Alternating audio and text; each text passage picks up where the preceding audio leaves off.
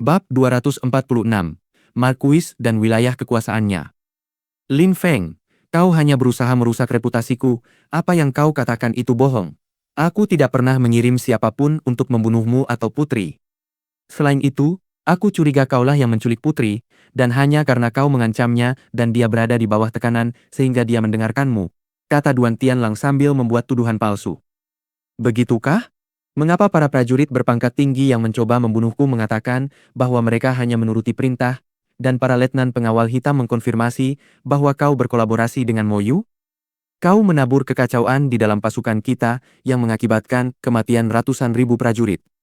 Jika kau tidak bekerja sama dengan Mo Yu, mengapa kau menyerang pasukan Liu Changlan? Kau, Duan Tianlang, pandai merencanakan sesuatu secara diam-diam melawan orang lain, kata Lin Feng dengan nada dingin dan acuh tak acuh. Kerumunan itu tercengang. Duan Tianlang telah berkolaborasi dengan Mo Yu? Kata-kata Lin Feng terlalu kuat. Kejahatan-kejahatan ini sudah cukup untuk membuat Duan Tianlang dijatuhi hukuman mati beberapa kali. Jantung Duan Tianlang juga berdebar kencang. Dia menatap Lin Feng dengan saksama. Yang mengejutkan, Lin Feng juga menyatakan bahwa Duan Tianlang telah berkolaborasi dengan Mo Yu. Lin Feng, aku telah mengabdikan hidupku untuk Sui Yu dan kau berani mengatakan bahwa aku bersekongkol dengan musuh. Bagaimana mungkin aku membiarkanmu hidup? Kata Duan Tianlang sambil melepaskan ki yang mematikan. Dia benar-benar ingin membunuh Lin Feng. Jadi begitulah, kau benar-benar melakukan semua kejahatan ini.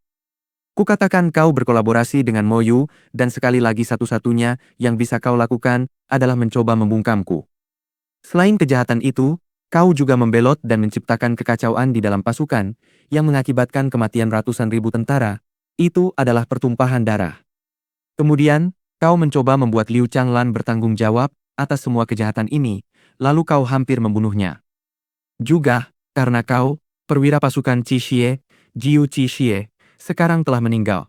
Bagaimana mungkin pasukan Qi Xie memaafkanmu? Lin Feng terdengar berwibawa dan mendominasi. Segera setelah itu, dia menatap para prajurit dan berkata, "Katakan padaku, bisakah kalian memaafkan Duan Tianlang?" "Tidak. Kita tidak bisa." Puluhan ribu prajurit Qi Xie berteriak dengan keras dan agresif. Duan Tianlang tiba-tiba merasa seperti sedang diserap oleh Lin Feng.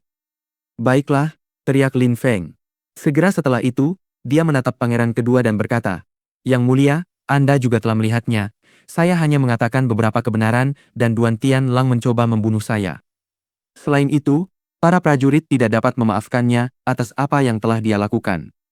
Sekarang, jika Duan Tianlang membunuh saya tidak akan menyesal karena saya tidak melakukan kesalahan apapun. Namun, saya ingin meminta Yang Mulia dan Perwira Meng untuk tidak ikut campur dalam pertarungan ini." Duan Wu ya tetap diam. Hampir sepanjang waktu, ia tampak termenung sambil menatap Lin Feng. Ia juga terkejut. Kata-kata Lin Feng begitu tajam, kasar, dan penuh kekuatan. Duan Tianlang sama sekali tidak bisa menjawab. Pada saat itu, pertempuran mungkin akan segera terjadi, dan jika perwira Meng tidak ikut campur, Lin Feng akan berada di pihak yang diuntungkan. Saat ini, aku belum bisa membedakan dengan jelas mana yang benar dan salah, tetapi sudah ada kebencian yang mendalam antara Duan Tianlang dan kau. Jika dia ingin melawanmu, aku tidak akan mencegahnya. Aku hanya ingin melihat apakah dia yakin memiliki kemampuan yang dibutuhkan untuk membunuhmu, kata Duan Wu Ya dengan acuh tak acuh. Semua orang terkejut. Duan Wu Ya mengatakan bahwa dia ingin tahu apakah Duan Tianlang memiliki kemampuan untuk membunuh Lin Feng, tetapi sebenarnya, itu hanyalah kedok persetujuan diam-diamnya agar Lin Feng menyingkirkan Duan Tianlang sesuai keinginannya. Namun semua orang mengerti maksud Duan Wu Ya. Dia telah setuju dan kerumunan orang pun tercengang. Duan Tianlang juga tetap diam. Ia merasakan hawa dingin menusuk hatinya. Duan Wu Ya tidak lagi menyembunyikan niatnya, ia ingin membunuhnya. "Petugas Meng," kata Duan Tianlang sambil melirik ke arah Duan Wu Ya lalu langsung menatap Meng Han. Duan Tianlang memiliki kedudukan tinggi di dalam keluarga kekaisaran. Saya, Meng Han, adalah perwira pengawal kekaisaran, saya harus melindungi seluruh keluarga kekaisaran. Saya jelas tidak bisa menerima jika sesuatu terjadi pada Duan Tianlang, kata Meng Han dengan tenang. Dia jelas berada di pihak Duan Tianlang. Duan Xinye dan Duan Wu yang mengkhawatirkan Lin Feng, mereka akan membantunya meskipun itu berarti bertentangan dengan Duan Tianlang. Lin Feng dengan tenang mengamati semua yang terjadi di sekitarnya. Lagi pula, Meng Han, yang merupakan perwira pengawal kekaisaran, bahkan tidak peduli jika Duan Wu ya kehilangan muka. Sepertinya kedatangan Duan Wu ya dan Meng Han sama-sama memiliki makna yang dalam, ini menunjukkan bahwa mereka berdua berada di faksi yang berlawanan, pikir Lin Feng. Hal-hal yang terjadi di dalam keluarga kekaisaran memang sulit dipahami. Hehe. Ketika Duan Wu ya mendengar suara Meng Han, dia tertawa, tetapi tawa itu juga mengandung sedikit rasa dingin. Memang benar, dia seorang perwira garda kekaisaran, pikir Duan Wu ya. Segera setelah itu, dia mulai berjalan perlahan menuju Duan Xinye dan bertanya, "Xinye, apakah yang dikatakan Lin Feng itu benar? Apakah kau benar-benar diculik di tenda Duan Tianlang?" "Yah, itu benar," kata Duan Xinye sambil mengangguk, lalu menambahkan, "Pada hari itu, Lin Feng dan aku sedang mengobrol di tenda ketika tiba-tiba seorang pembunuh datang, dan saat Lin Feng menyelamatkanku, aku diculik. Setelah itu, penculik tersebut memastikan bahwa dia menerima perintah dari halaman suci dan Paman Duan, yang bekerja sama dengan Mo Yu. Duan Tianlang juga bersekongkol melawan Lin Feng." "Aku mengerti," kata Duan Wu ya sambil sedikit mengangguk, lalu langsung berkata, "Xinye, kau telah melalui banyak kesulitan karena aku." Setelah selesai berbicara, Duan Wu ya berjalan kembali ke arah Duan Tianlang, yang mulai merasa ragu. Duan Tianlang tidak takut pada banyak orang, tetapi Duan Wu ya adalah salah satu orang yang ditakutinya. Cara kerja Duan Wu ya tidak mudah dipahami. Hanya sedikit orang yang bisa menebak apa yang dipikirkannya. Lalu, Lin Feng dan Liu Changlan berhasil mengepung musuh di kota Duanren dan membakar kota itu, membunuh beberapa ratus ribu tentara musuh, kemudian mereka terpaksa mundur kembali ke Mo Yu. "Duan Tianlang, apakah Anda ingin mengatakan sesuatu tentang ini?" Duan Tianlang lekat-lekat menatap Duan Wu ya dan berkata, "Tidak." "Baiklah," kata Duan Wu ya sambil mengangguk dan melanjutkan. "Selama pertempuran, beberapa ratus ribu tentara gugur, tetapi terlepas dari itu, Lin Feng dan sang putri telah kembali ke kota kekaisaran dalam keadaan hidup dan pasukan penyerang telah dipukul mundur. Selain itu, ada juga kesalahpahaman besar tentang Liu Changlan, kan?" "Benar sekali," kata Duan Tianlang yang sudah tidak ingin mengangguk lagi. "Bagus," kata Duan Wu ya sambil mengangguk. Ia mulai berjalan di panggung hukuman mati dan melirik kerumunan. Kemudian ia berkata, "Yang telah meninggal sudah tiada dan saya tidak lagi mencari pelakunya, tetapi keluarga saya telah menuduh Jenderal Liu Changlan secara salah.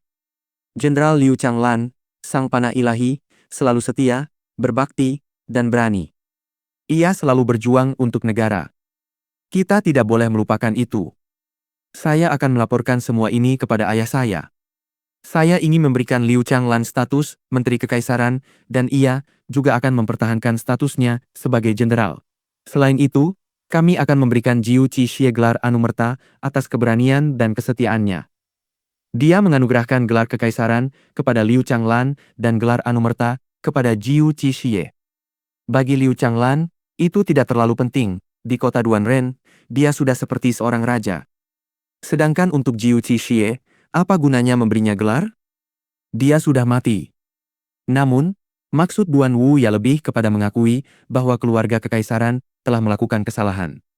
Mereka telah menuduh Liu Changlan secara tidak adil, tetapi mereka mengakui kesetiaan dan keberaniannya. "Paman, apakah Paman setuju dengan hal-hal ini?" tanya Duan Wu ya sambil menatap Duan Tianlang. Duan Tianlang terkejut dan tidak punya pilihan selain mengangguk. Mereka menegakkan keadilan untuk Liu Changlan dan sekaligus membuktikan kesalahan Duan Tianlang sendiri.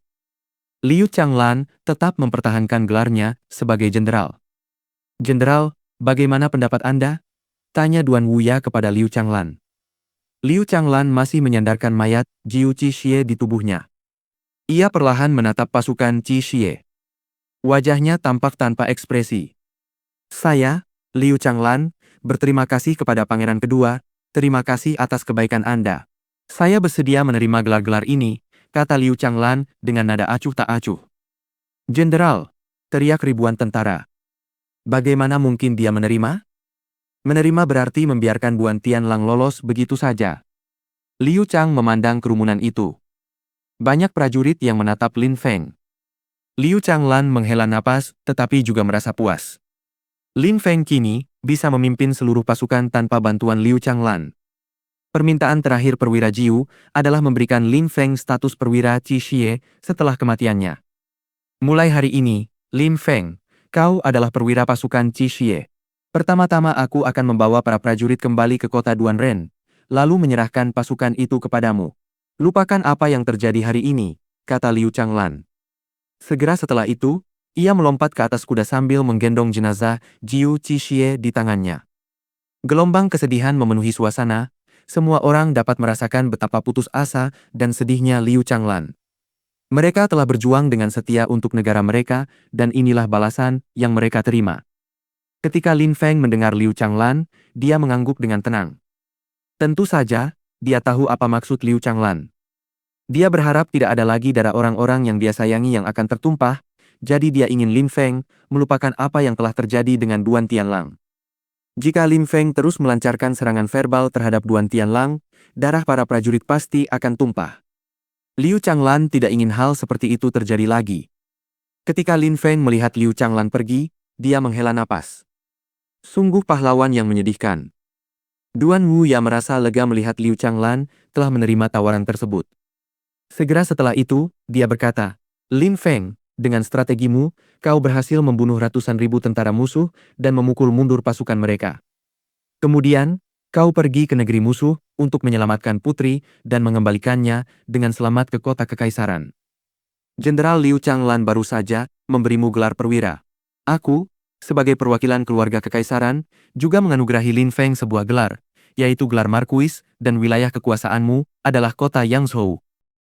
Bab 247. Perwira baru. Markuis dari kota Yangzhou. Kerumunan itu tercengang. Perwira pasukan Qi Xie dan bangsawan dari wilayah kekuasaan Yangzhou. Di Suiyu, mereka yang memiliki kekuasaan terbesar setelah keluarga kekaisaran adalah menteri kekaisaran, dan tepat di bawah mereka adalah Markuis. Beberapa Markuis memerintah sebuah desa sementara yang lain memerintah sebuah kota, dan kepemilikan kota merupakan syarat untuk dianggap sebagai seorang Markuis sejati. Meskipun kota Yangzhou tidak terlalu besar, langkah Duan Wuya sangatlah penting. Ia telah menjadikan Lin Feng seorang Markuis sejati. Ia telah memberi Lin Feng kekuatan yang luar biasa. Sejak saat itu, kota Yangzhou menjadi milik Lin Feng. Setiap penduduk Yangzhou berada di bawah kendali Lin Feng dan seluruh hidup mereka menjadi miliknya. Pada saat itu, sebuah kesadaran terlintas di mata Lin Feng. Ia menyadari bahwa Duan Wu yang menepati janjinya. Ia berharap Lin Feng akan melakukan perbuatan terpuji selama perang, sehingga ia dapat memberinya status sosial. Sekarang Lin Feng telah kembali ke kota kekaisaran, Duan Wu yang memberikan Lin Feng status sosial, dan pada saat yang sama, ia secara langsung menyiratkan bahwa Lin Feng adalah bagian dari faksi miliknya. Terima kasih, Yang Mulia, kata Lin Feng dengan suara rendah. Tentu saja, dia tidak akan menolak tawaran Duan Wuya. Ada banyak kultivator kuat di Suiyu, dan Lin Feng masih belum terlalu kuat. Menerima kesempatan seperti itu adalah peluang besar baginya. Jangan terlalu senang dulu. Ayahku masih harus mengambil keputusan akhir, kata Duan Wuya sambil tersenyum hangat. Meskipun dia mengatakan itu, seluruh kerumunan tahu bahwa semuanya sudah ditetapkan. Keputusan akhir hanyalah bagian dari proses. Begitu pangeran mengumumkannya, itu sudah dikonfirmasi. Jika Duan Wuya tidak yakin dengan apa yang dia katakan, dia tidak akan mengatakannya di depan semua orang. Jika keputusan itu dibatalkan, dia akan kehilangan muka. Lin Feng mengangguk pelan dan tetap diam. Duan Wuya menoleh ke arah Duan Xinye dan berkata, Xinye, pria itu, Meng Chong, apakah dia benar-benar menyerangmu? Apakah Meng Gufeng benar-benar ada di sana, di gerbang bersamanya? Duan Xinye menatap Duan Wuya dan mengangguk. Yah. Semua orang melihat kami di luar kota kekaisaran. Meng Chong memberi perintah kepada pasukan untuk membunuh Lin Feng dan aku. Selain itu, Meng Gufeng tidak mengizinkanku masuk ke kota kekaisaran. Duan Wu yang mengangguk sedikit dan berkata, Meng Gufeng adalah seorang perwira dan dia melakukan kejahatan yang mengerikan. Dia secara ilegal memberikan kekuasaan kepada Meng Chong, yang kemudian menggunakan kekuasaan itu untuk mencoba membunuh adik perempuanku. Seorang prajurit kota kekaisaran yang ingin membunuh putri, pantas dihukum mati. Ketika orang banyak mendengar ucapan Duan Wuya, mereka terkejut. Meng Gufeng dan Meng Chong sudah meninggal, mengapa Duan Wuya masih membicarakan mereka? Namun saat itu, Ketika mereka sedang bertanya-tanya, Duan Wu Ya menatap Meng Han. Kerumunan orang bertanya-tanya apa yang sedang terjadi. Jantung Meng Han juga mulai berdebar kencang. Ia merasa sesuatu yang buruk akan terjadi. Beberapa saat sebelumnya, ia telah mempermalukan Duan Wu Ya dengan mendukung Duan Tianlang. Perwira Meng Gufeng mencoba membunuh putri. Meskipun dia sudah meninggal, saudaranya, Meng Han, masih menjadi perwira pengawal kekaisaran. Saya pikir perlu dilakukan penyelidikan menyeluruh. Meng Han, Anda sudah tidak pantas lagi menduduki jabatan perwira pengawal kekaisaran. Saat Duan Wu Ya selesai berbicara, jantung orang-orang berdebar kencang. Pangeran kedua itu sangat garang dan kasar. Meng Han tidak bisa membantah argumennya. Jantung Meng Han juga berdebar kencang. Dia ingin Duan Wu Ya mati, karena mencari alasan seperti itu untuk memecatnya. Meng Han berbalik dan menatap Duan Tianlang, yang tetap diam. Duan Tianlang sendiri sudah berada dalam situasi kritis. Duan Wu Ya belum memutuskan apa yang ingin dia lakukan padanya. Jika tidak, dia tidak akan tetap bersikap sopan. Namun saat itu, dia tidak ingin membuat marah pangeran kedua. Pangeran kedua itu garang, pemberani, dan tangguh. Melihat Duan Tianlang tetap diam, Meng Han berkata kepada Duan Wu Ya, "Yang mulia, Meng Gufeng memang melakukan kejahatan, tetapi apa hubungannya dengan saya? Meskipun dia saudara saya tidak tahu apa-apa tentang itu. Bagaimana Anda bisa menyalahkan saya dan memecat saya dari jabatan saya sebagai perwira pengawal kekaisaran?"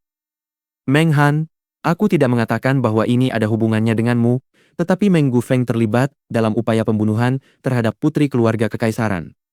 Aku, sebagai putra kedua, harus menyelidiki. Itu adalah tugasku karena aku tidak memahami seluruh situasi. Tunggu sampai kita mengumpulkan semua fakta dengan penyelidikan menyeluruh, dan jika kau benar-benar tidak bersalah, kau akan dapat kembali ke posmu sebagai perwira pengawal kekaisaran. Argumen Duan Wu Ya terdengar cukup logis, tetapi semua orang tahu bahwa Meng Han akan dicopot dari jabatannya sebagai perwira garda kekaisaran.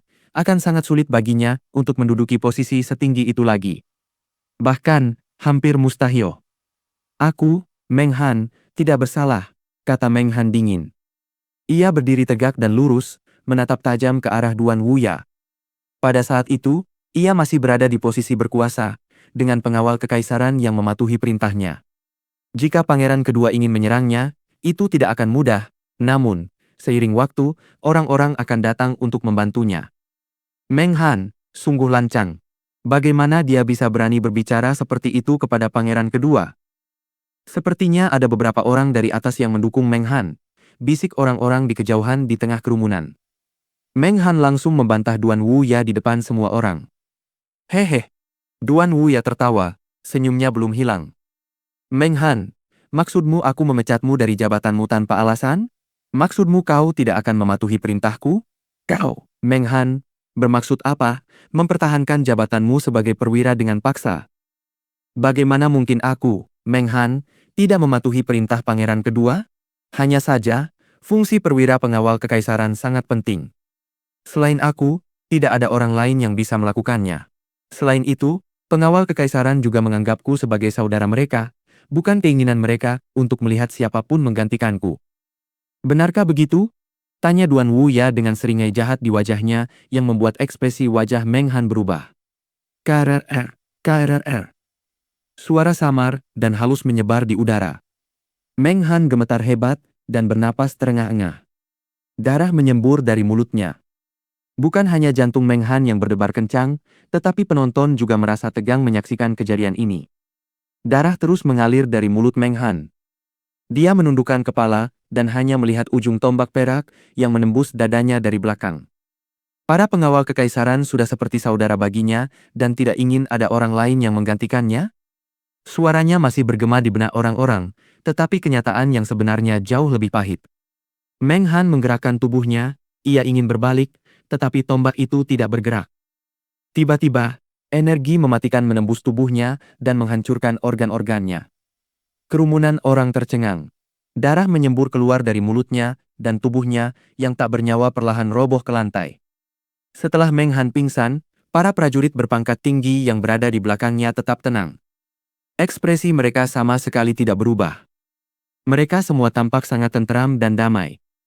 Ada sekitar 30 penjaga dalam kelompok berpangkat tinggi ini, Mereka semua masih muda tetapi sikap dingin mereka cukup untuk membuat hati orang lain merasakan sedikit rasa takut.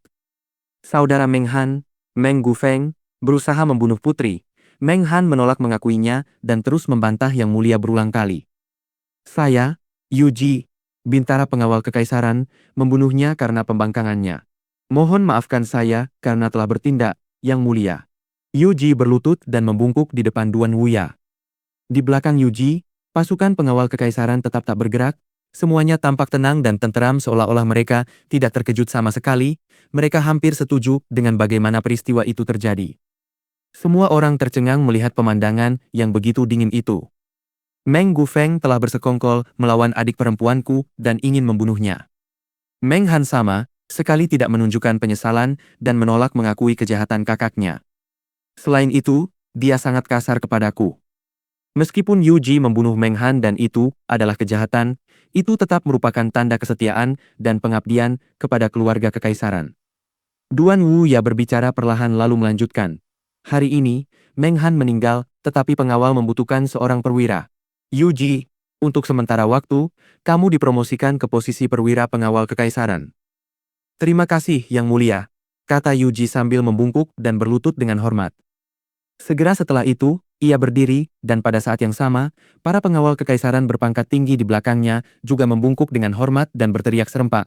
Yang Mulia bijaksana dan baik hati, kami berterima kasih atas perwira baru kami. Semua pengawal kekaisaran biasa tercengang dan baru menyadari apa yang telah terjadi. Kemudian mereka perlahan berlutut dan berteriak serempak, Yang Mulia, terima kasih atas perwira baru kami. Suara-suara yang sangat keras itu menggema di tengah kerumunan. Jantung orang-orang berdebar kencang, mereka tidak mampu menenangkan diri. Betapa ganas dan kuatnya. Duan Wu Ya dapat mengendalikan pengawal kekaisaran dengan begitu mudah, metodenya sangat intens. Jika orang banyak tidak tahu bahwa Yu Ji adalah salah satu anggota faksi Duan Wu Ya, berbagai macam rumor akan tersebar. Lin Feng tersenyum tenang pada Duan Wu Ya, tetapi hatinya masih terasa sedikit dingin. Duan Wu Ya berbahaya, sangat berbahaya. Bab 248. Kamu akan berjuang. Semuanya, berdiri, kata Duan Wu Ya sambil melambaikan tangannya. Mereka yang masih berlutut perlahan berdiri, tetapi untuk waktu yang lama, mereka tidak dapat tenang. Jabatan sepenting perwira pengawal kekaisaran telah dipindahkan dengan begitu mudahnya. Menurut Duan Wu Ya, tidak ada yang istimewa atau mengejutkan tentang hal itu. Seolah-olah pengawal kekaisaran tidak terlalu berarti baginya. Yu Ji, sekarang kau adalah perwira pengawal kekaisaran, kau tahu apa yang harus kau lakukan. Yu Ji mengangguk dan membungkuk sambil berkata, Yang Mulia, saya akan pergi bersama para pengawal sekarang dan berpatroli di jalanan untuk memastikan keselamatan warga. Baiklah, kau boleh pergi, kata Duan Wu Ya sambil melambaikan tangan. Segera setelah itu, puluhan ribu penjaga pergi, hanya mereka yang berasal dari kota Duan Ren, yang mengepung panggung hukuman mati, yang masih berada di sana. Tidak ada yang bisa mengancam mereka. Ekspresi wajah Duan Tianlang dan putranya semakin mengerikan. Duan Tianlang ingin membunuh Liu Changlan, tetapi pada saat genting, Lin Feng muncul bersama Duan Xinye. Mereka bergegas mendekat dan membunuh Liu Changlan menjadi mustahil, dia akan tetap hidup. Selain itu, Duan Han ingin menikahi Liu Fei. Dengan menggunakan nyawa Liu Changlan sebagai alat tawar-menawar, dia telah memeras Liu Fei. Jika Liu Fei tidak mau menjalin hubungan dengannya, dia akan meninggalkan Liu Changlan, yang kemudian akan mati. Liu Fei membencinya dan tidak ingin menjadi istrinya, dia menolak tawarannya.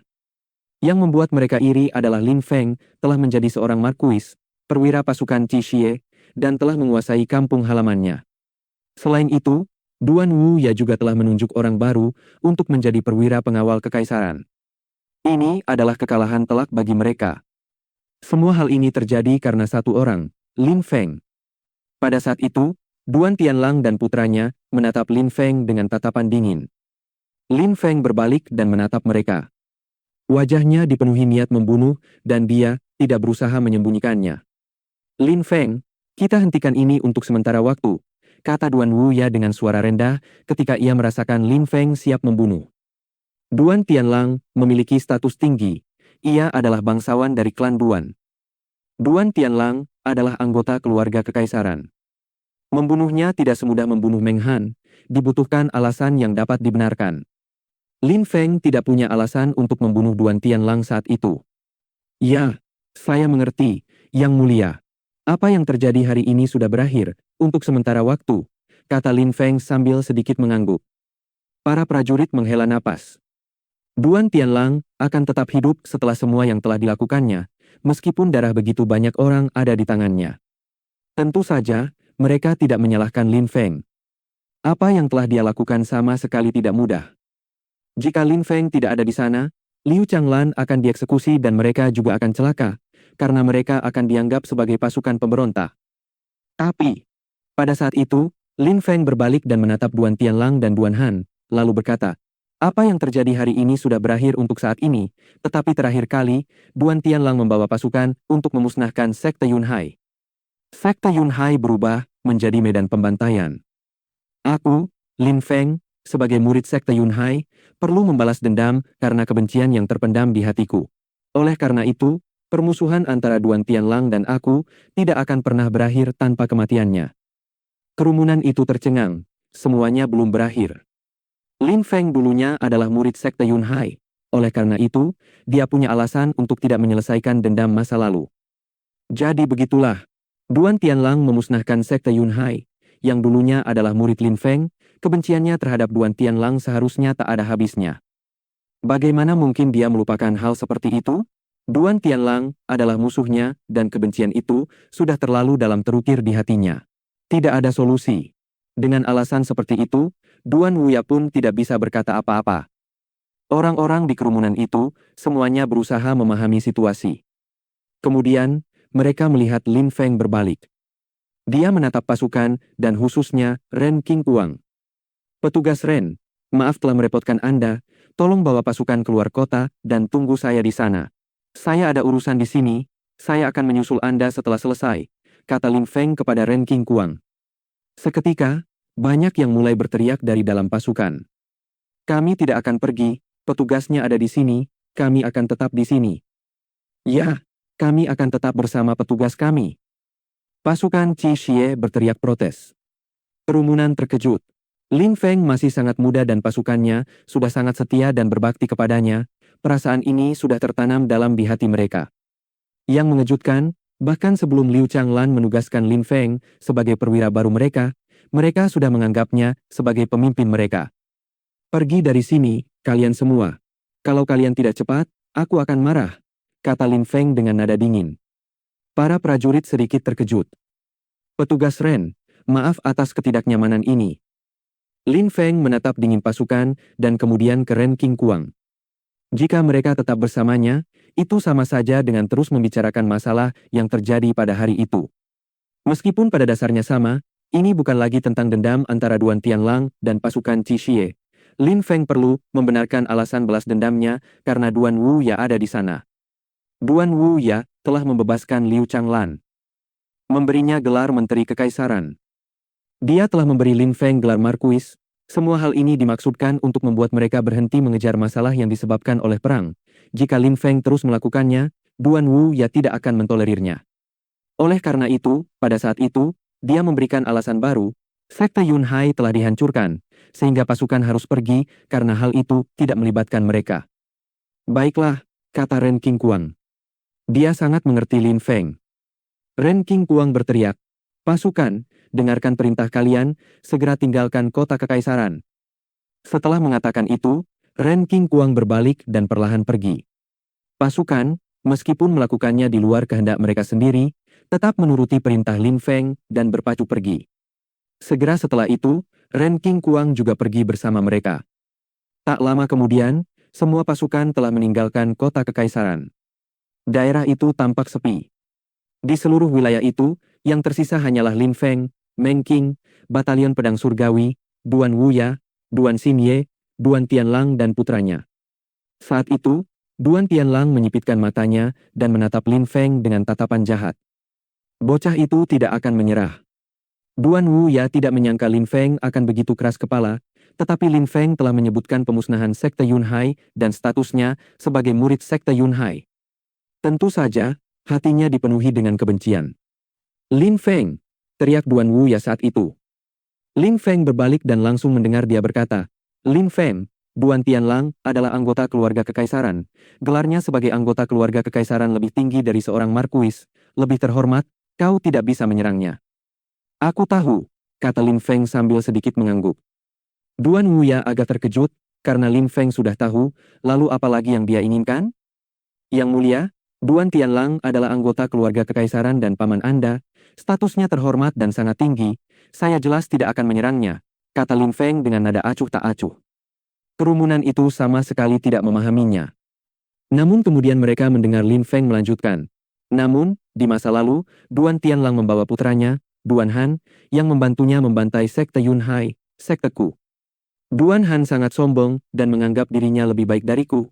Dia bahkan mengatakan bahwa aku tidak akan mampu menahan satu serangan pun ketika kami bertarung. Sekarang, Duan Han, bangsawan muda tanpa status yang luar biasa, ada di hadapanku. Aku, Lin Feng, sudah menjadi markuis. Seharusnya itu sudah cukup bagiku untuk bertarung dengannya. Di sini, saat ini juga, aku ingin dia mencerahkanku seperti yang dia katakan di masa lalu. Ketika orang banyak mendengar Lin Feng, mereka langsung mengerti siapa targetnya, bukan Duan Tianlang tetapi Duan Han. Lin Feng menantang Duan Han. Namun, Duan Han, pada saat itu, sama sekali tidak ingin bertarung. Dia ingat hari itu, di sekte Yunhai, dia berpikir bahwa dirinya sangat kuat, tetapi saat itu, melawan Lin Feng menjadi sulit baginya. Lin Feng selalu lebih kuat dari Duan Han. Duan Han tidak lagi berani melawan Lin Feng. Duan Han merasa canggung dan menatap Lin Feng. Ekspresi wajahnya mengerikan. Bagaimana mungkin dia menerima tantangan Lin Feng? Kami menolak. Duan Han dan aku ada urusan, kami tidak punya waktu, kata Duan Tianlang dengan nada dingin dan acuh tak acuh. Ada hal yang harus dilakukan? Tanya Lin Feng sambil tersenyum dingin. Duan Tianlang, ketika kau pergi untuk menghancurkan sekte Yunhai, apakah kau meminta izin kepada orang-orang dari sekte Yunhai? Duan Tianlang menyipitkan matanya. Itu tidak masuk akal, bagaimana mungkin mereka menerimanya? Duan Tianlang, ketika putri dibawa pergi, pasukanmu menghalangi jalanku dan mencoba membunuhku.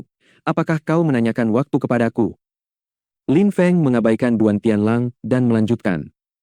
Lagi pula, Duan Tianlang, ketika kau dan putramu memasang jebakan untuk membunuhku yang menyebabkan kematian ratusan ribu tentara Sueyu, lalu meninggalkan medan perang untuk bergegas kembali dan mencoba mengeksekusi Liu Changlan, apakah kau bertanya kepada semua orang, apakah mereka menerimanya? Suara Lin Feng semakin keras. Energi dingin dan mematikan muncul dari tubuhnya. Lin Feng, yang selalu tenang, menjadi marah. Betapa dahsyatnya, yang dimaksud Lin Feng adalah bahwa tidak ada pilihan lain. Dia akan melawan Duan Han tanpa mempedulikan siapapun yang menghalangi jalannya. Lin Feng memasang senyum jahat di wajahnya dan menatap Duan Han. Kemudian dia berkata dengan nada dingin, Duan Han, dulu, di sekte Yunhai, kau menganggap semua orang di bawah perhatianmu, tetapi pertempuran kita tidak boleh berakhir. Kau harus memperlakukan seseorang seperti dia memperlakukanmu. Hari ini, kita selesaikan pertempuran kita. Setelah Lin Feng selesai berbicara, dia mulai berjalan maju. Pertempuran itu bisa terjadi karena satu alasan yang dapat dibenarkan, bukan karena ingin bertempur, melainkan karena menyelesaikan pertempuran mereka yang belum selesai. Di dunia kultivasi, Lin Feng selalu bergerak semakin dekat dengan tujuannya untuk melayang di awan. Bab 249, Pasukan Lin Feng. Cobalah jika kau berani, teriak Duan Tianlang dengan marah. Ia kemudian mulai berjalan maju, dan Qi mematikan muncul dari tubuhnya. Lin Feng secara mengejutkan ingin membunuh Duan Han, putranya. Bagaimana Duan Tianlang bisa menerima itu? Hentikan! Teriak Meng Qing dengan marah. Energi es dan kekuatan menerobos masuk ke atmosfer. Meng Qing melangkah beberapa langkah dan mendarat di depan Duan Tianlang. Duan Tianlang juga memiliki kekuatan lapisan Xuan Qi. Jika Lin Feng ingin membunuh Duan Han, bagaimana dia bisa melawan Duan Tianlang? Jelas, Meng Qing harus ikut campur. Lin Feng tidak perlu mengatakan apapun, itu sudah jelas. Kaca. Es yang lebih banyak lagi muncul di atmosfer. Duan Tianlang terkejut, ekspresi wajahnya mengerikan. Sejumlah besar energi pedang muncul dari tubuhnya. Duan Tianlang memiliki roh darah dan telah membangkitkan kekuatan di dalam darahnya, tetapi kekuatan itu terlalu lemah. Oleh karena itu, dia juga menggunakan roh pedangnya. Duan Han juga memiliki roh pedang. Jiwa ganda. Sebuah pedang panjang muncul dan menunjuk ke langit. Roh pedangnya dan pedang di tangannya tampak berada dalam simbiosis sempurna, keduanya sama tajamnya. Selain itu, pada saat itu, Lin Feng perlahan berjalan menuju Duan Han. Setiap langkah yang diambil Lin Feng membuat jantung Duan Han berdebar lebih kencang. Duan Han tidak berhenti mundur. Dahulu, di Sekte Yunhai, kau bersemangat tinggi, gagah berani, dan nekat. Hari ini, kau seperti anjing penakut yang terus tersentak. Kau bahkan tak berani melawan. Lin Feng mengucapkan kata-kata itu dengan nada bercanda. Dia tidak terburu-buru untuk membunuh Duan Han. Dia yakin bahwa Duan Tianlang juga akan mengingat Men Qing dan kekuatannya, sehingga dia bisa menyaksikan putranya, Duan Han, terbunuh tanpa bisa melakukan apapun sebagai pembalasan. Lin Feng ingin membuat Duan Tianlang mengerti bahwa, di masa lalu, dia memiliki kekuatan untuk menindas Lin Feng, tetapi sekarang, Lin Feng bisa perlahan-lahan membunuh putranya tepat di depannya, dan dia tidak akan mampu berbuat apapun. Dia akan menunjukkan betapa kejamnya dia sebenarnya dan membuat putranya menderita menggantikannya.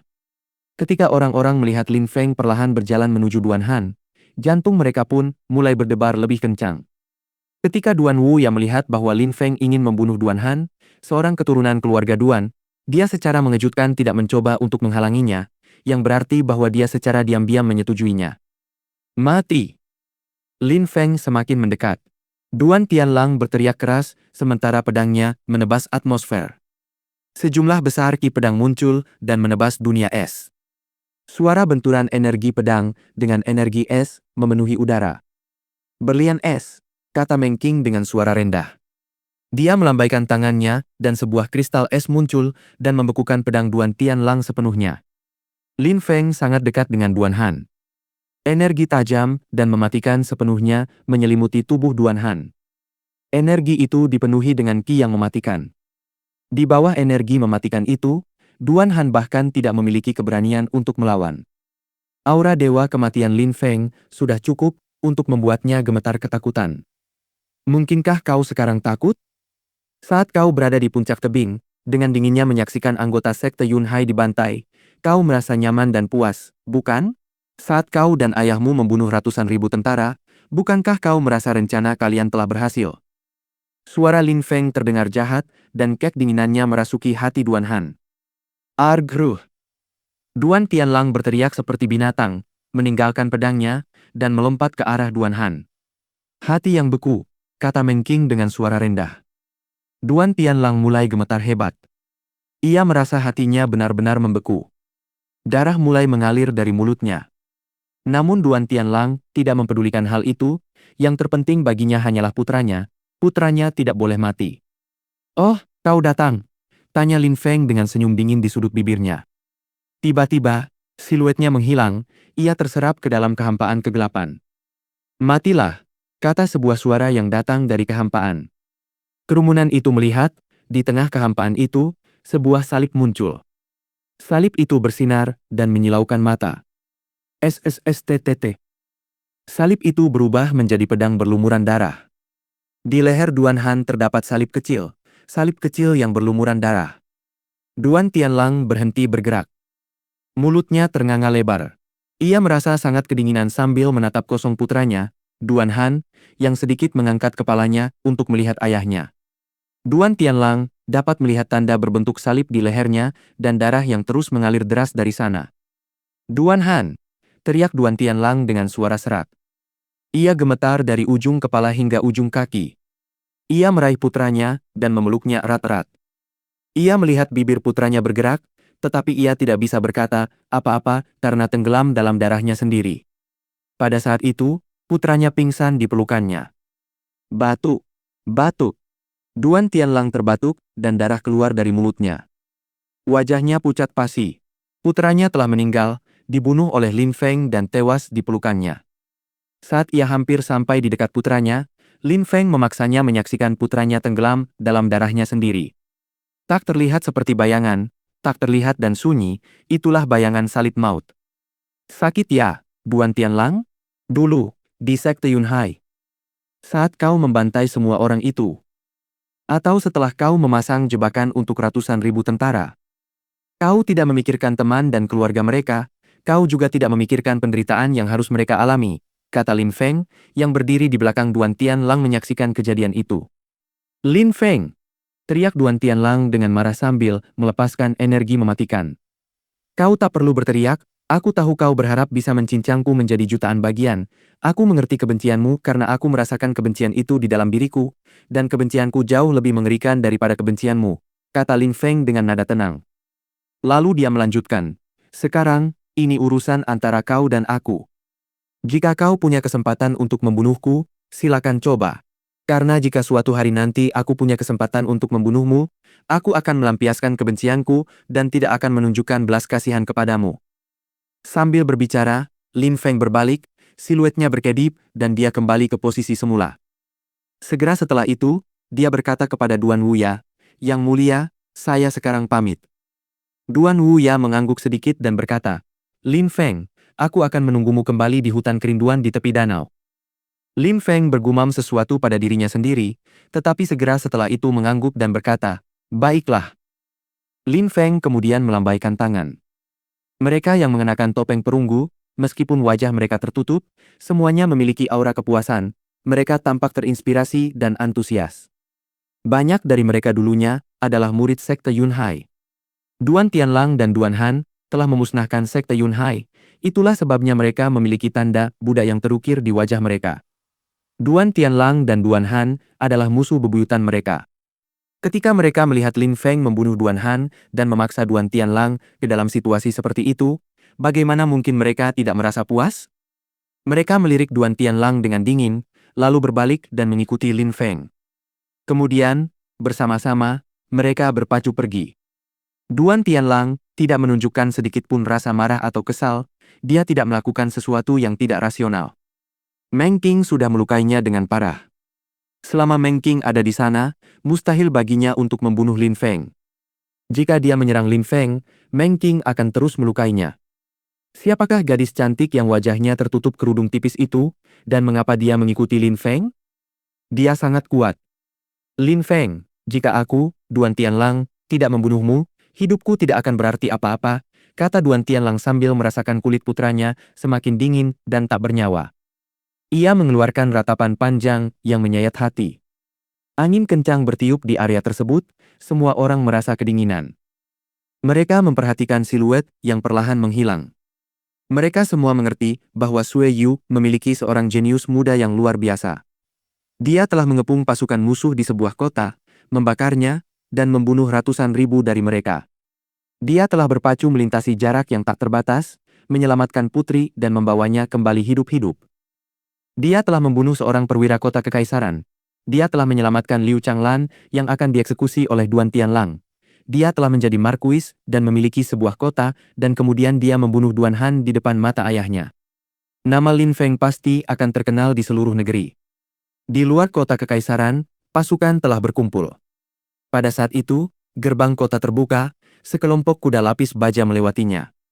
Seketika, kerumunan orang menatap ke arah gerbang. Lin Feng memandang seluruh kerumunan, dia sedikit terkejut, tampak tersentak, lalu bergerak maju. Selain itu, 3 sosok bergegas keluar untuk menyambutnya. Ketiga orang itu tepatnya adalah perwira Ren King Kuang, perwira pasukan tengah, perwira Feng Yuhan, perwira pasukan kiri, dan perwira Lei King Tian, perwira pasukan kanan. Apakah Paman Liu yang sekarang memimpin semua pasukan ini? Tanya Lin Feng kepada ketiga perwira itu. Pada saat itu, di luar kota, semua prajurit mengenakan baju zirah merah, menunggang kuda lapis baja Qi Xie. Mereka semua adalah pasukan Qi Xie. Selain itu, perwira lain tidak memimpin mereka. Tak seorang pun berkata apa-apa. Pada saat itu, pasukan menatap ke arah Lin Feng, lalu semuanya melompat turun dari kuda dan berlutut. Kami, pasukan Qi Xie, menyambut perwira baru kami. Seru pasukan serempak dengan sangat keras, membuat tanah bergetar. Hal itu menarik perhatian banyak orang, bahkan beberapa orang yang berada jauh. Lin Feng pun terkejut. Semuanya berdiri. Apa yang sedang kalian lakukan? Kata Lin Feng. Lin Feng. Ren King Kuang memacu kudanya menuju Lin Feng lalu berkata, Lin Feng, jenderal telah membubarkan pasukan ini. Membubarkan pasukan? Tanya Lin Feng sedikit terkejut. Apa yang sedang dilakukan Liu Changlan? Namun, selain sebagian kecil dari mereka yang ingin mengikuti sang jenderal, semua orang menolak untuk pergi. Dia hanya membawa pasukan yang mau mengikutinya kembali ke kota Duanren, meninggalkan kami untuk menunggu kalian. Tunggu aku. Memang, kami menunggumu, kata Ren Qingquang dengan tenang dan sungguh-sungguh. Kemudian ia perlahan berkata, Lin Feng, sang jenderal mengatakan tidak ada gunanya tinggal di kota Duanren, karena jika Mo Yu mencoba menyerang lagi, tidak akan ada pasukan yang tersisa untuk melawan mereka. Karena itu, sang jenderal memerintahkan seluruh pasukan untuk tetap tinggal di sini. Lin Feng, sekarang kau adalah seorang markuis. Kau adalah perwira pasukan Qi Xie, dan karena kau memiliki wilayah kekuasaan kota Yangzhou, kau dapat memiliki pasukan pribadimu sendiri. Jenderal memerintahkan kami untuk tetap bersamamu dan berjanji setia kepadamu daripada kepada negara Sueyu. Sebagai pasukan pribadimu, kami dapat pergi ke kota Yangzhou, wilayah kekuasaanmu. Mulai sekarang, pasukan Qi Xie akan mendengarkan perintahmu, serta perintah kami. Kata-kata Ren Qingquang membuat jantung Lin Feng berdebar kencang. Liu Changlan memberikan pasukan elit Sueyu, pasukan Qi Xie, beserta 3 perwiranya, kepadanya sebagai pasukan pribadinya sendiri? Bagaimanapun juga, dia sekarang seorang markuis.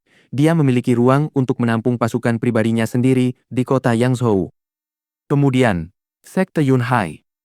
Hahaha. Lin Feng mengangkat kepalanya ke langit dan menarik napas dalam-dalam. Dia menatap Ren Qingquang dan berkata, aku setuju. Bab 250. Para penjaga naga salju. Di hutan yang sedang dimabuk cinta, seperti biasa, berkabut, kabut tebal melayang di atas tanah. Tampak seperti surga di bumi. Di dalam paviliun, ada 2 orang yang sedang minum minuman keras untuk mematikan hati. Duan Wuya adalah salah satunya. Yang satunya lagi adalah pria yang cerdas, elegan, tampan, dan bersemangat. Pria itu tampak alami dan tanpa kekangan. Saat itu, ia masih mengenakan baju zirah seorang perwira. Ia tampak gagah. Dia adalah perwira pengawal kekaisaran, Yu Ji. Bagaimana menurutmu? Tanya Duan Wuya dengan nada acuh tak acuh sambil menyesap minuman beralkohol, rasa mabuk cintanya.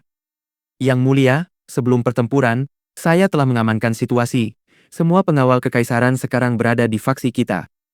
Sekarang, yang perlu dilakukan hanyalah konsolidasi dan pembersihan. Mulai hari ini, para pengawal berada di bawah kendali Anda, Yang Mulia. Oh, kata Duan Wuya sambil mengangguk pelan. Sulit untuk melihat apakah dia senang atau khawatir. Dia tanpa ekspresi dan tidak banyak bicara. Pada saat itu, seseorang yang mengenakan pakaian hitam mendekat dan tiba di paviliun. Ia sedikit membungkuk di hadapan pangeran kedua dan berkata, Yang Mulia. Nanshan, silakan duduk, kata Duan Wuya sambil melambaikan tangan dan tersenyum lembut dan ramah. Nanshan mengangguk sedikit dan segera duduk berhadapan dengan Yu Ji. Dia berkata, Yang Mulia, Liu Changlan kembali ke kota Duanren, tetapi dia menyerahkan pasukannya kepada Lin Feng. Dia ingin mereka tetap bersamanya. Kabar baik. Duan Wuya berhenti sejenak, lalu berkata sambil mengangguk. Mungkin dengan begitu dia bisa menggunakannya untuk tujuan yang baik. Yu Ji, pengawal kekaisaran membutuhkanmu, kau harus kembali, kata Duan Wuya kepada Yu Ji. Yu Ji mengangguk pelan dan pamit. Segera setelah itu, ia meninggalkan paviliun. Nanshan, sambil melihat siluet Yu Ji pergi, berkata, Yang Mulia, selamat atas pengangkatan Anda sebagai pengawal kekaisaran. Duan Wuya menggelengkan kepalanya dan berkata, prestasi terbesar hari ini bukanlah pengawal kekaisaran. Duan Tianlang, Meng Han, dan yang lainnya tidak peduli pada Yang Mulia dan malah bersekongkol melawan Yang Mulia. Meng Han sudah meninggal, Duan Tianlang sedang berduka atas kematian putranya, yang lain seharusnya juga menyadari situasi ini, kata Nanshan. Duan Wuya biasanya selalu baik dan lembut. Karena itu, banyak orang lupa bahwa dia juga sangat kuat. Nanshan telah mengikuti Duan Wuya selama bertahun-tahun. Dia sangat mengerti bahwa orang-orang yang meremehkan Duan Wuya akan berakhir dalam situasi tragis. Bahkan pejabat tinggi yang sangat kuat, berkuasa, kejam, dan bengis, yaitu putra mahkota, tidak berani meremehkan saudaranya. Bukan begitu, kata Duan Wuya sambil menggelengkan kepalanya. Nanshan sedikit terkejut dan langsung berkata, Lin Feng. Benar itu Lin Feng. Duan Wuya, Sambil sedikit mengangguk berkata, sekarang semua orang tahu bahwa Lin Feng adalah salah satu dari faksi saya. Meskipun pengawal kekaisaran melindungi kota dan merupakan kekuatan pendukung yang penting, dibandingkan dengan pasukan ini, mereka masih terlalu lemah. Pasukan ini adalah targetku. Duan Tianlang terlalu sombong dan meremehkan orang lain. Dia bodoh. Anehnya, dia berani menyentuh Duan Xingye. Dia tidak tahu tetapi sejak saat itu, dia telah menghancurkan dirinya sendiri. Dia masih berpikir ada kesempatan dengan saudaraku, tetapi dia hanyalah orang mati. Saat itu, Duan Wuya tidak terlihat seperti orang yang ramah.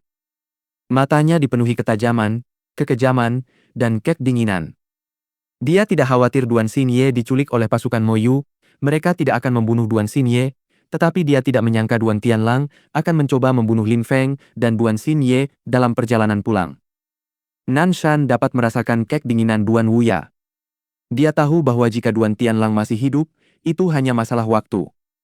Yang tidak dipahami Duan Tianlang adalah bahwa dia tidak akan bisa mencapai tujuannya jika sang putri meninggal, dia akan celaka. Tidak peduli siapa pemenangnya, Duan Wudao atau Duan Wuya, Duan Tianlang akan tetap dibunuh karena membunuh Duan Xingye. Duan Tianlang masih berpikir bahwa Duan Wudao akan setuju dengannya membunuh putri itu.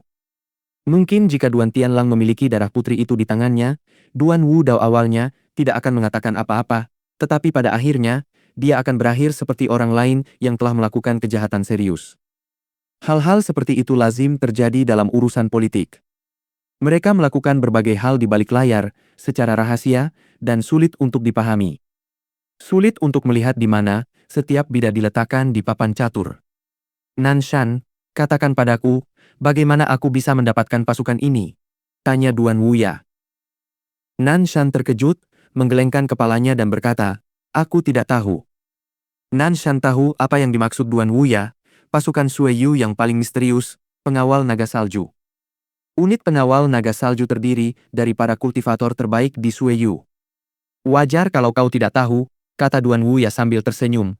Cepat atau lambat, orang tua itu akan berhenti memerintah negara, sehingga aku dan saudaraku bisa berebut kekuasaan dan pengaruh. Memimpin para menteri dan sebagainya bukanlah masalah, tetapi siapapun yang berhasil mendapatkan pasukan naga salju akan menjadi kaisar yang sebenarnya. Nan Shan tetap diam. Dia tidak tahu banyak tentang pasukan naga salju selain fakta bahwa mereka sangat kuat. Pada saat itu, Duan Wuya mengangkat kepalanya dan menatap ke kejauhan. Yang mulia, saya akan pergi sekarang, kata Nan Shan sambil berdiri, tetapi Duan Wuya menggelengkan kepalanya dan berkata, tidak perlu, tetaplah di sini. Di kejauhan, Lin Feng telah muncul. Ia berjalan perlahan dan tanpa suara menuju paviliun, seperti daun yang melayang di angin, seolah-olah ia menyatu sempurna dengan bumi. Energi yang terpancar dari tubuhnya sangat misterius. Duan Wuya sedikit terkejut. Berapa tingkat kultivasi Lin Feng sekarang? Pikir Duan Wuya. Duan Wuya tidak dapat merasakan tingkat kultivasi Lin Feng, tetapi tampaknya sejak dia pergi ke kota Duan Ren, dia telah banyak berubah. Yang mulia, kata Lin Feng, yang tiba di paviliun beberapa saat kemudian. Duan Wuya mengangguk. Lin Feng, cepat duduk, kata Duan Wuya dengan ramah lagi. Sekali lagi, ia tampak mudah diajak bergaul. Ia sepertinya orang yang hangat dan lembut. Lin Feng mengangguk pelan dan duduk berhadapan dengan Nan Shan. Kali ini, ketika Lin Feng memasuki hutan, dia sama sekali tidak merasa aneh, itu jelas berkat Duan Wuya. Yang mulia, Anda meminta saya untuk datang sendiri ke hutan yang sedang dimabuk cinta. Ada apa yang ingin Anda bicarakan dengan saya? Tanya Lin Feng. Lin Feng, kau tidak perlu terlalu teliti padaku. Yang terpenting, aku mengundangmu untuk menunjukkan rasa terima kasihku karena telah membawa Duan Xingye kembali dengan selamat. Duan Wuya menuangkan sedikit alkohol ke dalam gelas Lin Feng dan langsung menenggak isinya. Lin Feng meraih gelas berisi minuman beralkohol dan mendekatkannya ke bibirnya. Sambil minum, dia berkata dengan suara rendah, Yang mulia, putri telah hilang, sudah menjadi tugas saya untuk membawanya kembali. Lin Feng terus meminum minuman mabuk cinta dan perasaan misterius menyerbu hatinya. Bagaimana rasanya? Tanya Duan Wuya sambil tersenyum. Meskipun aku tidak terlalu menyukai alkohol, aku tahu bahwa lovesic alkohol itu unik dan orisinal, jawab Lin Feng sambil tersenyum. Yang ingin kutanyakan adalah, apakah Xingye muncul di hatimu saat kau minum minuman yang membangkitkan rasa rindu?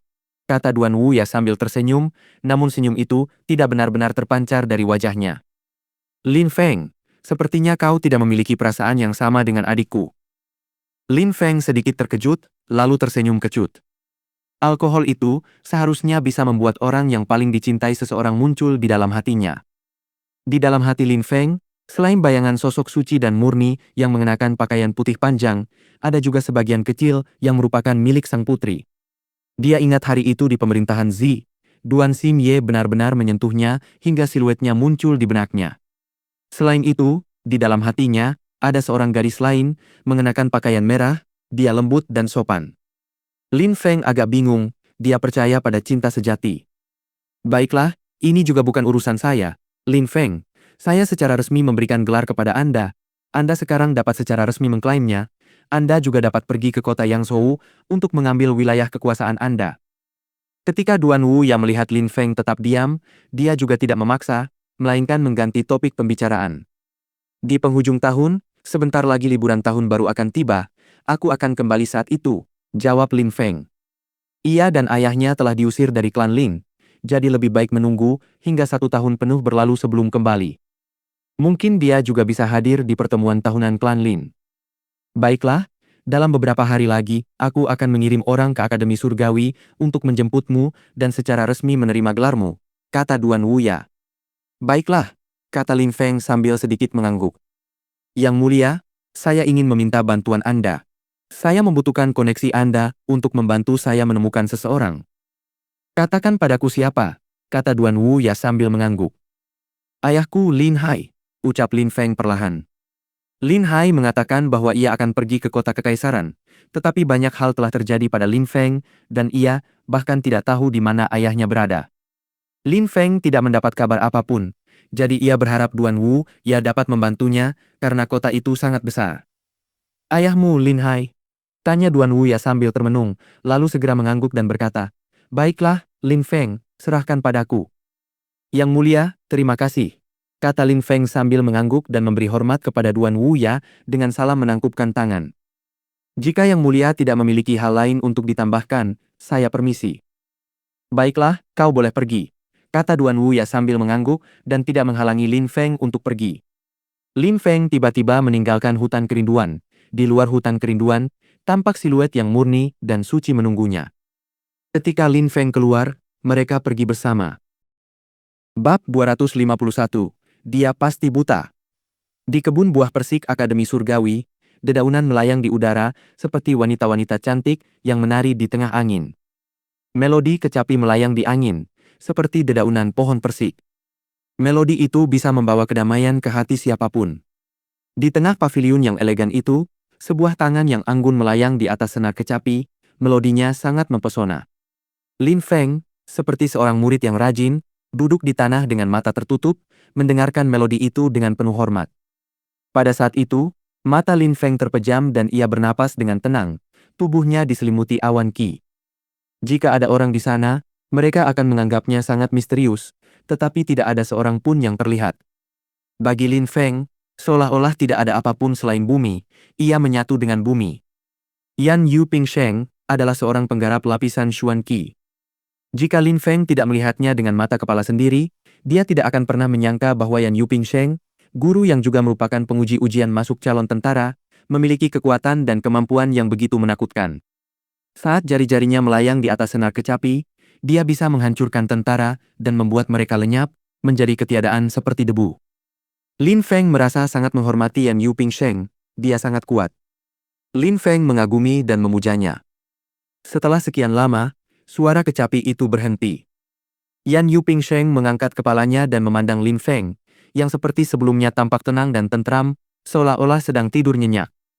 Saat itu, Lin Feng membuka matanya. Ia tersenyum dan tampak semakin tampan. Ia terlihat menawan dan cerdas. Lin Feng, awalnya, kau tidak selaras dengan niat hatimu yang sebenarnya dan itu menghambat kultivasimu. Itulah sebabnya aku mengusulkan untuk memainkan kecapi untukmu dan mengajarimu cara memainkannya. Agar kau bisa membersihkan hatimu dari semua kekotoran, tetapi sekarang daya pemahamanmu lebih kuat dariku dan kau sudah bisa menembus dimensi fusi bumi. Sekarang, kau bisa melanjutkan sendiri, kau perlu berpikir, belajar lebih banyak dan memahami lebih banyak tentang langit dan bumi. Sampai-sampai kau bahkan tidak perlu lagi mendengarkan kecapi, kata Yan Yupingsheng yang berbicara perlahan. Dimensi penggabungan bumi sangat sulit dicapai. Karena Lin Feng telah berhasil menembus lapisan kultivasi yang kompleks itu, setelah itu, menembus lapisan-lapisan yang berbeda akan menjadi hal yang mudah, setidaknya sampai dia mencapai lapisan Tian Qi. Hal itu tidak akan seperti Yan Yupingsheng yang sangat kesulitan mencapai tingkatan yang lebih tinggi setelah berhasil menembus lapisan Xuan Qi. Dia telah melihat banyak jenius, tetapi dia belum pernah bertemu seseorang seperti Lin Feng. Karena Lin Feng dapat memahami fusi bumi dengan sangat baik, orang-orang yang memiliki bakat lebih hebat darinya hampir tidak ada. Guru, saya ingin belajar memainkan kecapi, kata Lin Feng sambil sedikit tersenyum. Lin Feng sangat peka terhadap seni, terutama kecapi. Kecapi tidak hanya membantu dalam meditasi, tetapi juga dapat digunakan untuk membunuh. Baiklah, jika kau ingin belajar, aku akan mengajarimu. Lagi pula, dengan kekuatan fusi bumi, akan mudah bagimu untuk belajar. Setelah beberapa saat, kau akan bermain jauh lebih baik daripada aku, kata Yan Yupingsheng. Dia percaya pada Lin Feng. Lin Feng adalah seorang jenius yang hanya muncul sekali seumur hidup. Lin Feng sama sekali tidak sombong, dia sangat rendah hati, dia memiliki kemauan dan tekad yang kuat, selain itu, dia sangat berbakat, dia adalah harta karun sejati. Melihat pemuda yang begitu luar biasa merupakan suatu kesenangan bagi orang lain, mereka merasa bahagia ketika melihat seorang jenius yang berbakat. Yan Yupingsheng sangat senang karena Lin Feng ingin belajar memainkan kecapi, sehingga Yan Yupingsheng berharap dapat melihat Lin Feng melampauinya di masa depan. Yan Yupingsheng mengeluarkan beberapa buku dan melambaikan tangannya, yang membuat buku-buku itu langsung melayang di udara menuju Lin Feng. Lin Feng menerima buku-buku itu dan mendengarkan Yan Yupingsheng. Lin Feng, belajar memainkan kecapi membutuhkan kemampuan mendengarkan. Sekarang, kamu telah membuktikan bahwa kamu mampu mendengarkan. Sekarang kamu perlu mengenal kecapi, kamu perlu belajar bagaimana memahaminya. Buku-buku ini sangat mudah, tetapi di antaranya ada lagu-lagu, dan ada juga keterampilan memainkan kecapi yang sangat sulit. Kamu bisa belajar sebanyak yang kamu mau, dan jika ada sesuatu yang tidak kamu mengerti, kamu selalu bisa bertanya kepadaku. Baiklah, kata Lin Feng sambil sedikit mengangguk. Dia mengemasi buku-buku itu dan segera setelah itu berkata kepada Yan Yupingsheng, Guru, saya pergi. Baiklah, kau boleh pergi, kata Yan Yupingsheng sambil tersenyum. Lin Feng mengatakan bahwa ia akan pergi tanpa takut menyinggung perasaan Yan Yupingsheng.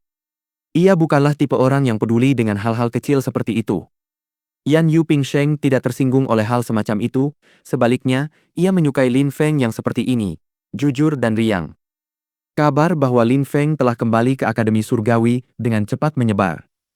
Semua orang juga mengetahui tentang hal-hal hebat yang telah ia capai selama perang.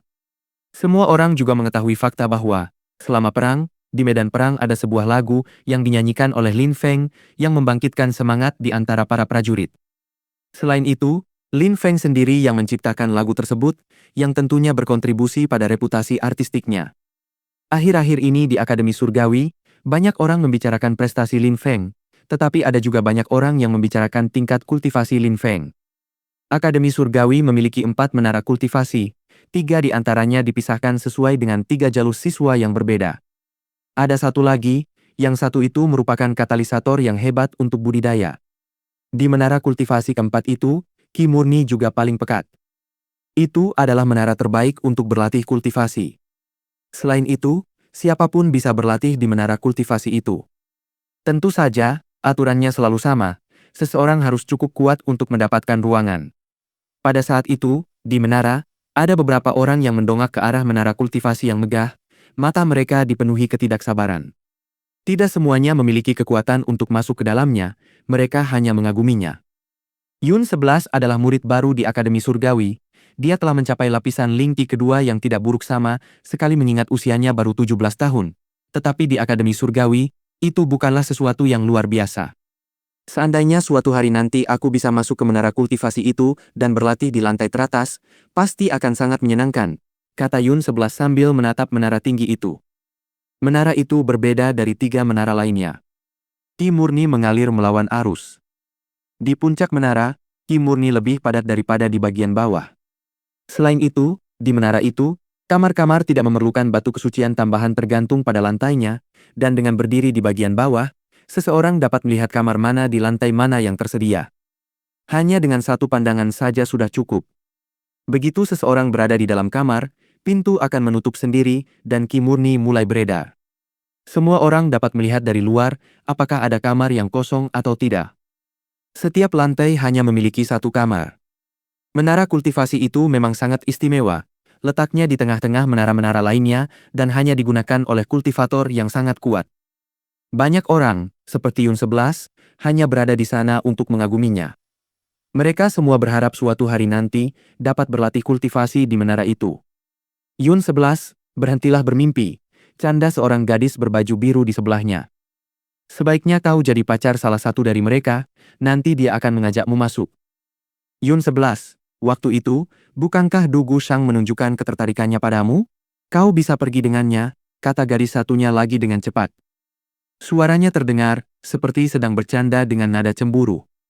Du Gushang adalah salah satu dari 10 murid peringkat teratas di Akademi Surgawi, dan ia berada di peringkat keempat.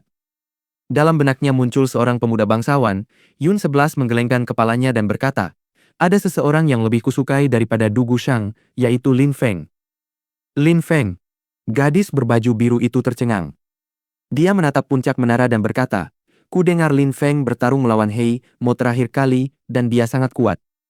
Sekarang dia dikenal karena jasanya yang terpuji selama perang, dia membakar seluruh pasukan musuh yang berjumlah ratusan ribu hidup-hidup. Sulit dibayangkan. Dia tampak seperti pemuda yang tampan dan lembut, namun dia juga sangat berani dan gagah. Selain itu, sepertinya usianya hampir sama dengan kita. Ya. Dia sekarang seorang markuis dan memiliki sebuah kota. Ku dengar, dia kembali ke Akademi Surgawi. Yun 11 tersenyum lembut. Dia ingat hari itu, ketika Lin Feng bertarung melawan Hei Mo. Dia tidak akan pernah melupakannya. Dia masih sangat muda namun begitu riang dan pemberani. Bodoh, kata gadis di sebelahnya. Suaranya terdengar agak dingin. Lin Feng adalah seorang bangsawan, lalu kenapa? Dan meskipun dia bertarung melawan Hei Mo, lalu kenapa? Itu pertarungan antara kultivator tingkat Ling Qi kelima atau keenam, namun, Du Gushang adalah murid peringkat keempat, Akademi Surgawi, dan telah menembus ke tingkat Ling Qi ke-8. Dia adalah orang paling agung yang masih hidup, ruang kultivasi keempat adalah miliknya, bagaimana mungkin Lin Feng bisa menyainginya? Selain itu, Du Gushang juga seorang kultivator bangsawan, dia berasal dari klan Bugu, yang sangat berpengaruh. Yun 11, kalau kau bisa berhubungan intim satu malam saja dengan Du Gushang, itu sudah bagus. Jangan mengharapkan lebih dari itu. Kenapa kau tidak pergi dan berhubungan seks satu malam dengannya saja? Kata Yun 11 sambil mengerutkan kening dan merasa kesal. Kau tidak tahu apa-apa. Jika Du Gushang tertarik padaku, aku tidak akan merasa tersinggung. Kata gadis itu sambil tersenyum dingin. Benarkah? Tanya sebuah suara dari belakang, dengan nada bercanda. Gadis-gadis itu terkejut. Mereka segera berbalik dan melihat seorang pemuda yang tampak angkuh. Du Gushang. Saat itu, Du Gushang menatap Yun 11. Dia berkata dengan nada bercanda, Lin Feng bukan siapa-siapa. Bagaimana mungkin dia bisa menyaingi aku? Kau berani tertarik padanya alih-alih padaku, kau pasti buta. Bab 252. Si bodoh. Siluet yang dilihat Yun Si di hadapannya tampak angkuh, penuh kesombongan kaum bangsawan. Du Gushang adalah orang yang kaya dan berkuasa. Du Gushang telah mendengar tentang prestasi Lin Feng, orang-orang membicarakannya di mana-mana. Dia bahkan baru saja mendengar bahwa orang-orang membandingkannya dengan Lin Feng. Yang mengejutkan, ada orang yang berani mengatakan bahwa Lin Feng lebih baik darinya, seperti Yun Si. Du Gushang sedang dalam suasana hati yang buruk karena hal itu. Gadis itu mengira dia orang seperti apa? Di seluruh Akademi Surgawi, dia selalu berlatih di puncak menara itu, tidak ada yang berani mengambil posisinya, bahkan peringkat kedua, Qiong Bei Luo, dan peringkat ketiga, Wen Ao Sue. Du Gushang berpikir bahwa karena mereka tidak pernah berkonflik, dia berbeda dan lebih baik dari mereka. Dia semakin tidak menghormati Lin Feng. Baginya, membandingkan dirinya dengan Lin Feng adalah sebuah penghinaan. Kenapa aku tidak boleh membandingkanmu dengan Lin Feng? Menurutku, Lin Feng lebih baik darimu. Kata Yun Si ketika mendengar Du Gushang mengkritik Lin Feng, yang membuat Du Gushang marah besar. Diam, teriaknya. Memukul. Pada saat itu, suara keras memenuhi udara. Yunsi telah ditampar di wajah, bukan oleh Du Gushang, tetapi oleh salah satu gadis yang bersamanya. Yunsi, diam kau. Du Gushang jauh lebih hebat dari Lin Feng. Di hadapan Du Gushang, Lin Feng hanyalah sampah, bukan siapa-siapa, kata gadis itu dengan sangat dingin. Kata-kata dan tindakannya sangat kasar. Ketika Du Gushang melihat itu, senyum arogan yang lebar muncul di wajahnya. Memang, di hadapannya, Lin Feng hanyalah orang biasa. Pada saat itu, sekitar 100 meter dari mereka, sebuah siluet tampan muncul, mereka mengangkat kepala dan memandang menara yang tinggi dan megah itu. Pemuda itu persis seperti yang mereka bicarakan, Lin Feng. Lin Feng kemudian perlahan menoleh dan memandang Du Gushang dan yang lainnya. Ia ingin pergi ke menara kultivasi dan berlatih di sana hingga akhir tahun, lalu kembali ke kota Yangzhou, tetapi saat itu, di jalan, banyak orang membicarakannya, bahkan di dasar menara, beberapa orang berdebat tentangnya.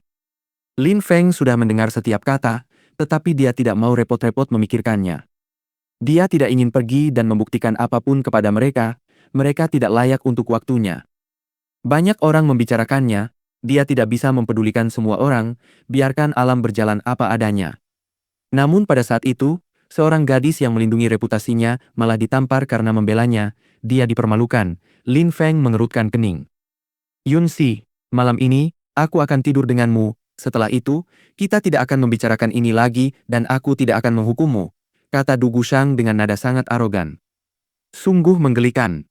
Sulit baginya untuk mendapatkan wanita dengan wajah jeleknya. Dia tertarik pada Yunsi, tetapi jika dia mengatakannya dengan jelas, itu akan mempermalukannya, tetapi yang mengejutkan, Yunsi berani mengatakan bahwa dia menganggap Lin Feng lebih baik darinya. Oleh karena itu, dia akan mengajarinya kekuatan seorang bangsawan sepanjang malam. Anda. Yunsi tercengang, dia menatap pria jelek dan menjijikkan itu yang ingin memanfaatkannya. Justru akan menjadi suatu kehormatan dan kebaikan baginya untuk tidur dengannya. Sungguh pemuda yang tidak tahu malu. Dia pikir, dia bisa dengan bebas mempermalukan orang-orang yang lebih rendah darinya. Sebenarnya, memang begitulah adanya. Du Gushang benar-benar berpikir, dia bisa mempermalukan siapapun sesuka hatinya, kecuali untuk beberapa pengecualian. Jika kau tidak menjawab, aku akan mengambil sendiri, kata Du Gushang dengan senyum jahat yang sangat mengerikan di wajahnya. Ekspresi wajah Yunsi berubah lagi, ia menjadi pucat pasi. Sungguh pria yang menjijikkan dan keji, namun ia juga merasa tak berdaya. Tidak hanya memiliki status yang sangat tinggi, tetapi ia juga telah menembus lapisan Ling Qi ke-8. Dengan mengandalkan tingkat kultivasi dan kekuatan fisiknya, ia dapat dengan mudah menangkapnya secara paksa dan menggunakannya sebagai mainannya. Yunsi, Du Gushang memberimu kesempatan besar, kau beruntung, kau akan sangat tidak tahu malu jika membuatnya kehilangan muka, kata gadis jahat itu sambil mencoba menyanjung Du Gushang. Yunsi tampak semakin pucat. Dilecehkan secara seksual oleh Du Gushang sepanjang malam lalu ditinggalkan adalah sebuah keberuntungan? Gadis jahat itu sungguh tak tahu malu. Kau masih sangat muda dan sudah begitu murahan, kau seperti bunga yang suka berganti pasangan, kata sebuah suara yang menyela mereka. Suara itu terdengar dingin dan acuh tak acuh. Hal itu mengejutkan gadis yang jahat itu. Dia berbalik dan langsung melihat seorang pria muda yang tampan, dia mengerutkan kening dan berkata, "Kau bicara dengan siapa?"